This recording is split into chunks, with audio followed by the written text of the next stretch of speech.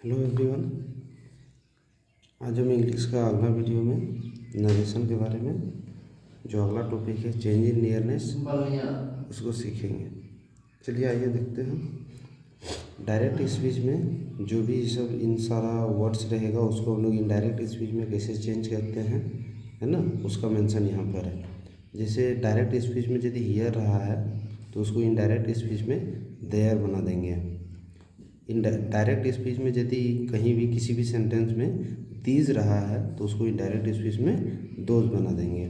उसी तरह से दिस का दैट हो जाएगा, नाउ का देन हो जाएगा, दस का सो हो जाएगा, हैंस का देंस हो जाएगा, एगो का बिफोर हो जाएगा, टुडे का दैट डे हो जाएगा, टुमारो का द नेक्स्ट डे हो जाएगा, यस्टरडे का द प्रीवियस डे हो जाएगा, टू नाइट का दैट नाइट हो जाएगा, लास्ट नाइट का द प्रीवियस नाइट हो जाएगा, लास्ट वीक का द प्रीवियस वीक हो जाएगा, नेक्स्ट डे का द फॉलोइंग डे हो जाएगा, नेक्स्ट वीक का द फॉलोइंग वीक हो जाएगा, टुमारो का नेक्स्ट डे हो जाएगा, एस्टरडे का प्रीवियस डे हो जाएगा और कम का गो हो जाएगा। तो ये पूरा चार्ट को एकदम बढ़िया से कर लेना है।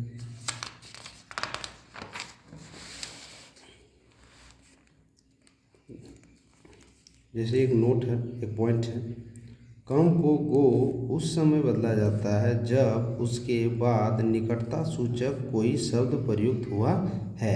यानी कि किसी भी सेंटेंस में जैसे डायरेक्ट स्पीच में कहीं कम है तो उसको हम लोग गो में कब चेंज करेंगे, जब उसके बाद निकटता सूचक कोई शब्द, मतलब जैसे नियरनेस वाला कोई वर्ड हमको पता चलेगा तभी हमको गो में चेंज करेंगे, अदरवाइज नहीं करेंगे। जैसे एक एग्जांपल है डायरेक्ट स्पीच में, he said Rani come here, Rani come here. यहाँ समय सूचक शब्द, निकटता सूचक शब्द क्या है, यहाँ हियर है, कम के बाद। तो यदि यहाँ पर हियर नहीं रहे तब हम लोग इसको कम को गो में चेंज नहीं करेंगे। तो इसका इनडायरेक्ट स्पीच बन जाएगा, he said that Rani had gone there. तो कम को हम लोग गो में कन्वर्ट कर दिए, यहाँ B3 लगेगा, है ना, और हियर का देयर होता है। देखिए यहाँ से हियर का देयर हो जाएगा। ये सब चेंज करना पड़ेगा। सेकंड नोट पॉइंट है, यदि दिस, हियर और नाउ किसी ऐसी वस्तु, स्थान या समय की ओर संकेत करे जो वक्ता के साथ या सामने हो तो इनडायरेक्ट स्पीच बनाते समय इसमें कोई परिवर्तन नहीं किया जाता है। यदि दिस, दैट, दिस, हियर और नाउ ऐसे किसी वस्तु, स्थान की ओर संकेत करता है जो वक्ता के साथ या सामने हो, मतलब इसे किसी भी डायरेक्ट स्पीच में दिस आता है, हियर आता है और नाउ आता है और उसके साथ वक्ता का संबंध होता है, तब हम लोग इनडायरेक्ट स्पीच बनाते समय उसमें कोई चेंज नहीं करते हैं। जैसे एक एग्जांपल है डायरेक्ट स्पीच का, Ravi said this is my pen, this is my pen. यहाँ दिस भी आया और यहाँ पर वक्ता के साथ इसका संबंध भी बता रहा है माया के, है ना, तब इसमें हम लोग कोई चेंज नहीं करेंगे। जैसे इनडायरेक्ट स्पीच बन जाएगा इसका, Ravi said that this was his pen, this was his pen.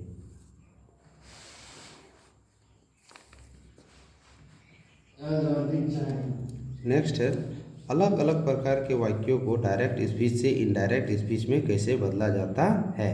मतलब बहुत तरह के सेंटेंस होते हैं, जैसे इंट्रोगेटिव सेंटेंस होते हैं, असर्टिव सेंटेंस होते हैं, कमांड टाइप के सेंटेंस होते हैं, है ना। तो उस तरह के सेंटेंस को हम लोग कैसे इनडायरेक्ट स्पीच में कन्वर्ट करेंगे, है ना, उसको देखते हैं। जो सबसे पहला टॉपिक है असर्टिव सेंटेंस। असर्टिव सेंटेंस मतलब सिंपल सा सेंटेंस रहेगा, असर्टिव सेंटेंस जिसको कथनात्मक वाक्य कहते हैं, उसको हम लोग कैसे कन्वर्ट करेंगे इनडायरेक्ट स्पीच में। यदि रिपोर्टिंग वर्ब के बाद कोई ऑब्जेक्ट नहीं दिया गया हो तो रिपोर्टिंग वर्ब में कोई परिवर्तन नहीं किया जाता है। मतलब रिपोर्टिंग वर्ब के बाद कोई ऑब्जेक्ट नहीं है, रिपोर्टिंग वर्ब के बाद कोई ऑब्जेक्ट नहीं है, मतलब इसके बाद कोई ऑब्जेक्ट और नहीं है तो उसमें कोई चेंज नहीं किया जाता। जैसे राम सेठ अकेले, है ना, राम सेठ टू मोहन रहता, राम सेठ टू अजय रहता, राम सेठ टू मी रहता, इस तरह का कुछ रहता तो उसमें कन्वर्ट कर चेंज करते हैं, लेकिन इसमें और कुछ है ही नहीं है तो इसलिए राम सेठ को राम सेठ एज इट इज रहने देंगे। एग्जाम्पल है, राम सेठ आई सेल प्ले नाउ। तो यहाँ इनडायरेक्ट स्पीच इसका हो जाएगा, Ram said that he should play then, now का देन हो जाएगा, इससे पहले हम लोग किए थे। सेकेंड है, यदि रिपोर्टिंग वर्ब के बाद कोई ऑब्जेक्ट दिया गया हो, यदि रिपोर्टिंग वर्ब के बाद कोई ऑब्जेक्ट दिया गया हो तो से को टेल में, सेज को टेल्स में और सेड को टोल्ड में बदला जाता है।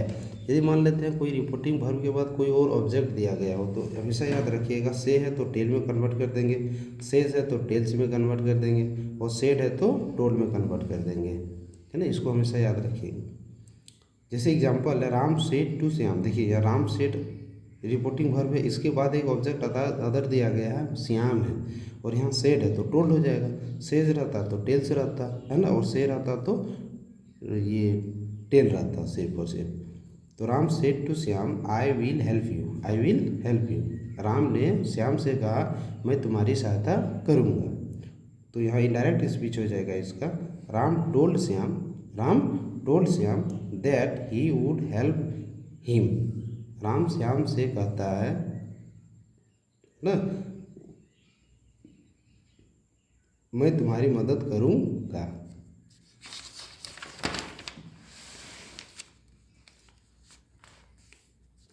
इन्वर्टेड कॉमास के स्थान पर दैट का प्रयोग किया जाता है तथा इन्वर्टेड कॉमास को हटा दिया जाता है। ये रूल हम लोग पहले भी पढ़ चुके हैं ना, इन्वर्टेड कॉमा को हमेशा हटा दिया जाता है और इन्वर्टेड कॉमा के बदले वहाँ पर दैट का यूज़ किया जाता है।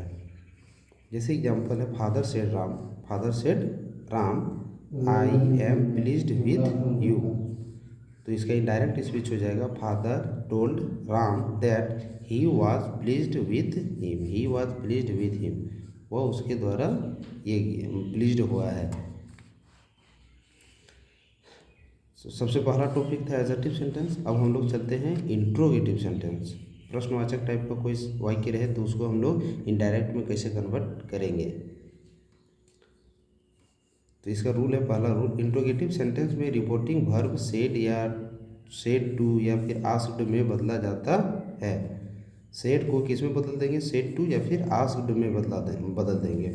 सेड टू को इन रिक्वायर्ड या डिमांडेड में बदला जा सकता है और सेड टू रहे तो उसको हम लोग डिमांडेड में बदल देंगे। यदि प्रश्न किसी हेल्पिंग वर्ब जैसे am, is, are, was, were, have, has, had, do, does, did, shall, will, should, would, may, might आदि से बना हो तो इन्वर्टेड कॉमास के स्थान पर इफ या वेदर का प्रयोग किया जाता है। यदि हेल्पिंग वर्ब आ जाएगा, यदि किसी प्रश्न में हेल्पिंग वर्ब आ जाएगा, है ना, तो उसके इन्वर्टेड कॉमास के स्थान पर हम लोग क्या का यूज करेंगे, इफ का। क्या का यूज करेंगे, इफ का।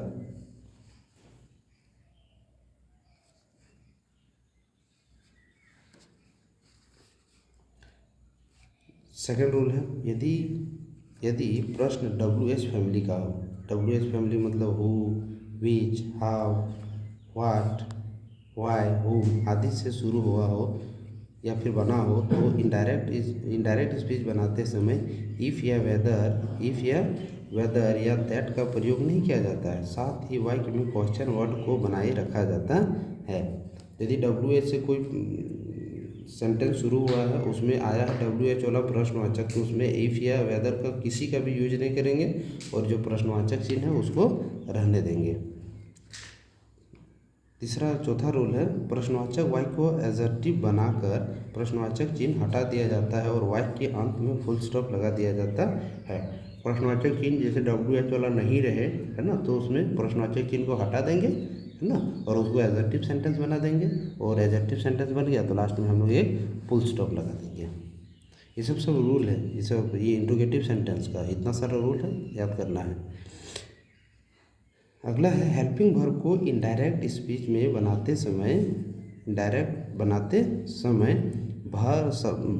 समय सब्जेक्ट के बाद रखा जाता है। हेल्पिंग वर्ब को हमेशा सब्जेक्ट के बाद रखा जाता है। हेल्पिंग वर्ब को हमेशा सब्जेक्ट के बाद रखेंगे। वैसे तो भी आता ही है, सब्जेक्ट के बाद ही हेल्पिंग वर्ब आता है।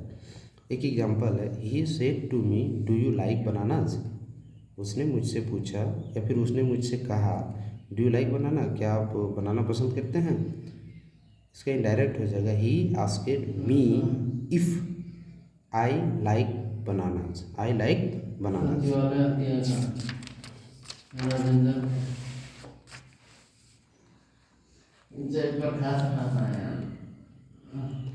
डायरेक्ट स्पीच में है, I say to the girl what is your name. मैंने लड़की से पूछा तुम्हारा नाम क्या है। तो इसका इनडायरेक्ट हो जाएगा, I asked the girl what her name was, what her name was. इसका इनडायरेक्ट में कन्वर्ट हो गया। नेक्स्ट वाला में हम लोग नेक्स्ट वीडियो में इम्पेरेटिव सेंटेंस को देखेंगे। Thank you.